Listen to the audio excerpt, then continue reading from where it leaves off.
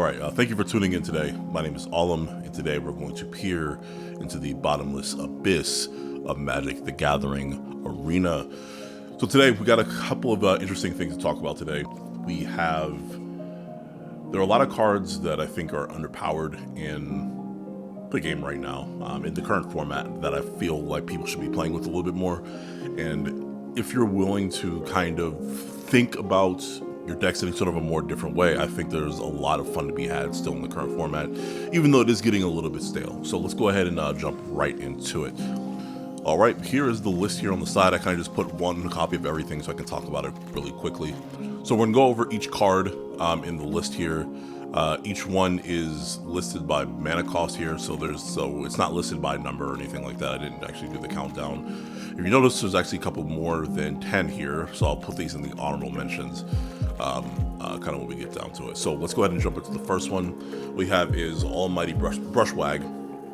What makes this card really, really good is it's kind of relevant in kind of at all levels of the game.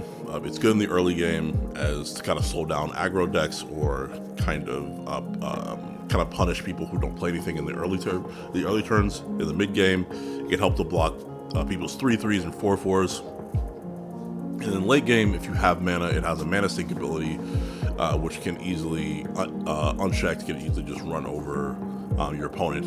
It also is really good since it's so cheap at the beginning of the game. By the time you go against like a heavy control deck where they start countering every single card you play, this can hopefully slip through, and it can put those type of decks on a clock, so they don't have all the time in the world just to kind of just sit there and kind of rebuff all of your assault. This will put them on the clock, like a pump it for 4, run it in for 4 damage every single turn, and they'll have to do something instead of just stalling the game out as long as they possibly can. Pumping it once will get over most defenders and things like that, or people trying to stall the game and everything like that. And if there's nothing on the board, this thing can easily take over a game really, really quickly. It's a very, very good card. I think you should definitely consider it in a mono green deck if you're looking for a 1-drop. Very, very good. Very, very good card. Next is Kroxa. If you don't know what Kroxa does, it comes into the battlefield and it makes your opponent discard a card.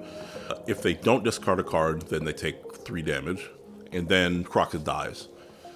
That doesn't seem very good. For most people, it seems pretty terrible. But the thing that makes it really, really powerful is you can play it from the graveyard as long as you have 5 or more cards in the graveyard. You can play it for 4 mana, and when you play it from the grave, you don't have to sacrifice. It doesn't automatically die like it did when you played it from your hand. And so from that point forward, if you constantly play it from the grave, they kill it, you can bring it back. They kill it, they can bring it back. You can keep doing it over and over again. And that discard ability also triggers on attack as well. So if it does stick on the board and you attack with it, they also have to discard another card as well. So this is definitely a very, very good card that is kind of out of the format. You still see some people playing with it, but I feel like it's probably a little bit better than most people give it credit currently. And I think it also kind of gets around discard decks, it gets around mill decks, it gets around, like, there's a lot of things where it kind of gets around it that are kind of popular in the format right now. So I think you should think about playing Kroxa.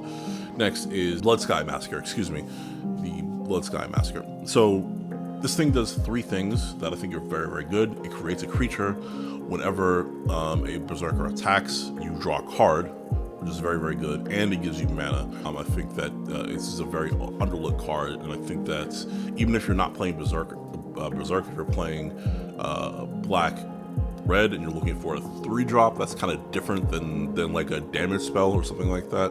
This can be very good. You can use this. You can use the token that it creates for sacrifice. You can run this in, draw a card, sacrifice it to some of your other black cards. I'm sorry, not black. Red-black cards, so on and so forth. And I think it's a very, very good card. Next is Filadar's Retreat. It's out of the format right now. There is a lot of enchantment removal going around, and it just feels like it comes in, it may create a 2/2 token, and then it just dies for 4 mana. Not just if you play it on turn 4, it's usually a do-nothing card. You usually you have 3 mana, you play 4, you do nothing. It doesn't threaten the board. On the turn you play it, and you need mana to kind of activate it. I don't think that those downsides currently in the format stop it from being a relevant card. In my opinion, I feel like if you're playing white of any kind, you should at least consider this card in the 4-drop slot. Hailstorm Valkyrie is a very good card. It has a menacing ability, like I was talking about with Almighty Brashwag. But the main thing about this is it has a better converted cost for power. This has a, basically for every 1 mana you spend on it, it gives you 1 power. So that's a much better conversion, I think is kind of much stronger. Thing is, this one is a little bit more known. And so if you're playing black snow, like a black snow deck, or just playing black deck with snow lands in it, people know about this card, so it is more likely to get hit with a removal spell than Almighty Brushwag is.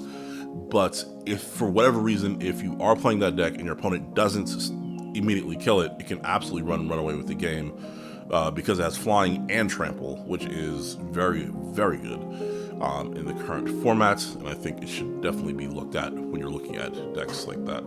Next is a Deathless Knight. This is not a do-nothing card. This is not a do-nothing card. On the turn it plays, it has haste, so it can easily run into your opponent.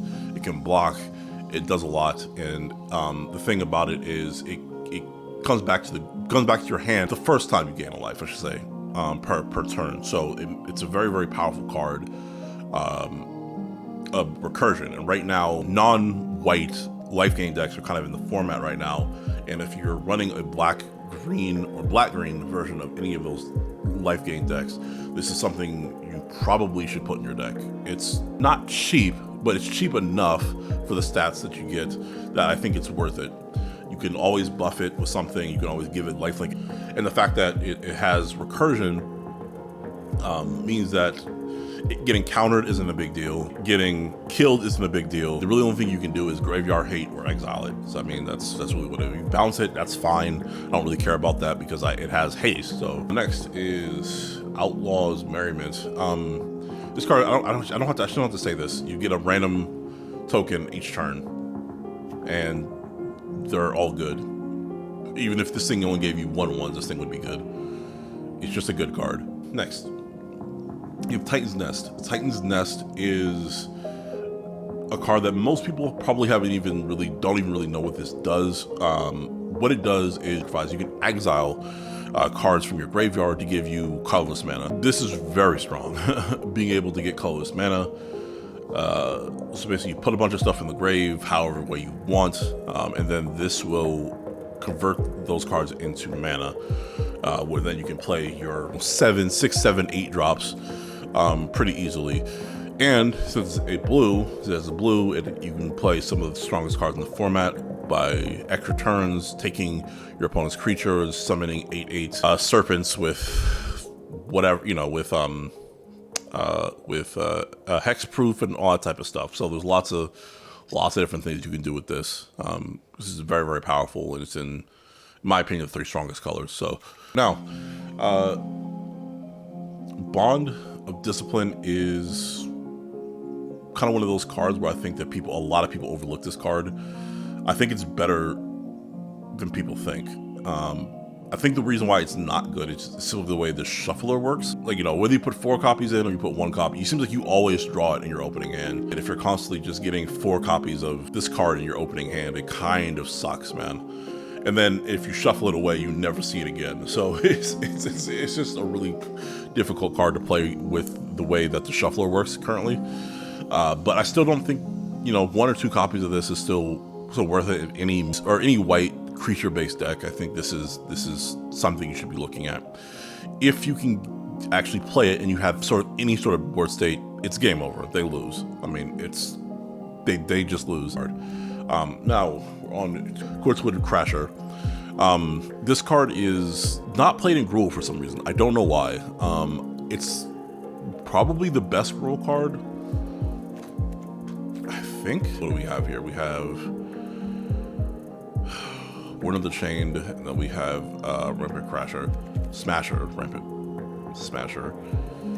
And then, yeah, this is probably better than both of those, I would think. But anyway, this card is good. It's a non-legendary. I'll quickly explain what it does. So basically, any trample damage your opponent takes, it creates a token with those stats. So so for instance, if your opponent takes 5 trample damage, it makes a 5/5 token. Then that token also has trample, and so if that runs in, it will make another 5/5 token. So it just keeps doing that, and so it's very, very powerful. If your opponent doesn't have an answer for it, they're just dead. I mean, usually they're just dead. If I can get damage through, they're dead. Very, very strong card. I don't think you even really need another trample card to sort of assist with it. You can, right, to kind of maximize and synchronize with it, but I don't think you need to. I think this card is strong enough in and of itself that you can just play this on turn 5 and kind of be happy with that. Dream Trawler. I don't know. It might be arguable if this is still the best card in the format, or the best creature card in the format, but when this first came out, this was by far the best creature card in the format. Like, let me show you why. Okay, sorry about that. It took a while. All right, so these are the mythic legendaries that I have here. I'll put it on actually ones I don't have, so you can just look at all of these. If you notice, most of these cards only have 3 or 4 abilities. 3-4 abilities at most. If you look at the most powerful cards in the format right now, Ugin the Spear Dragon, 1, 2, 3 abilities. This has 1, 2, 3 abilities to mutate, 1, 2 mutate, 1, 2 mutate, 1, 2 abilities, or 1, 2, 3, 4 abilities.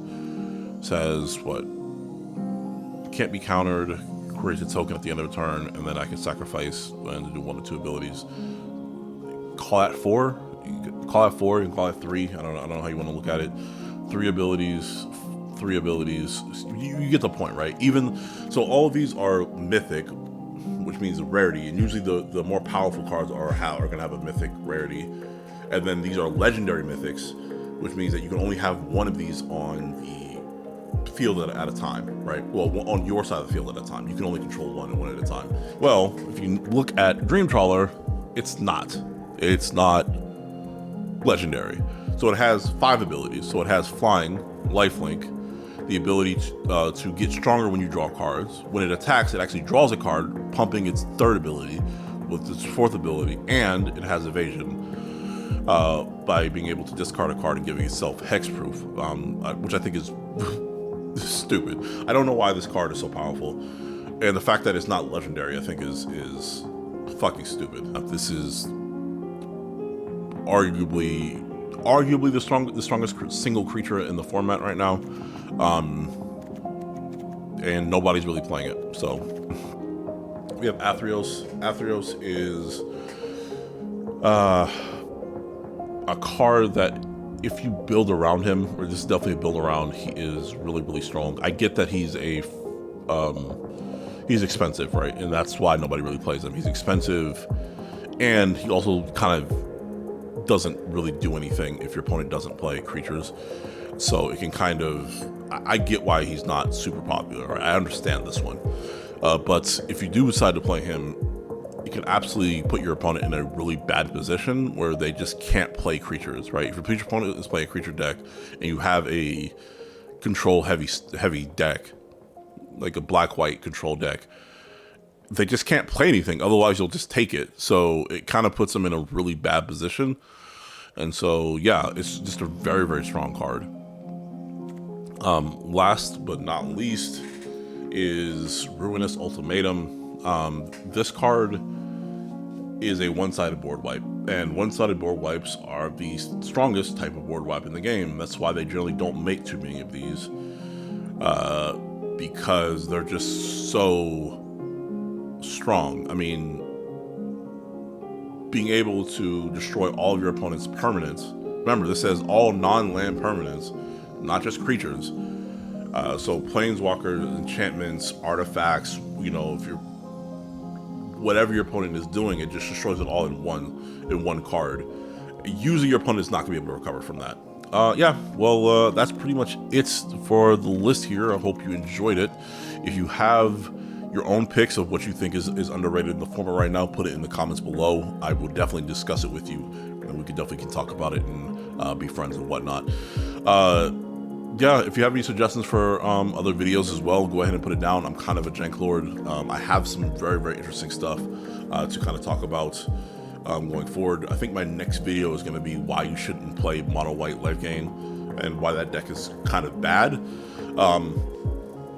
and what we can do to sort of fix that particular deck. That's going to be my next video, so look out for that. Thank you for watching, and you guys have a wonderful day. Make sure you subscribe and like and all that crap. Bye.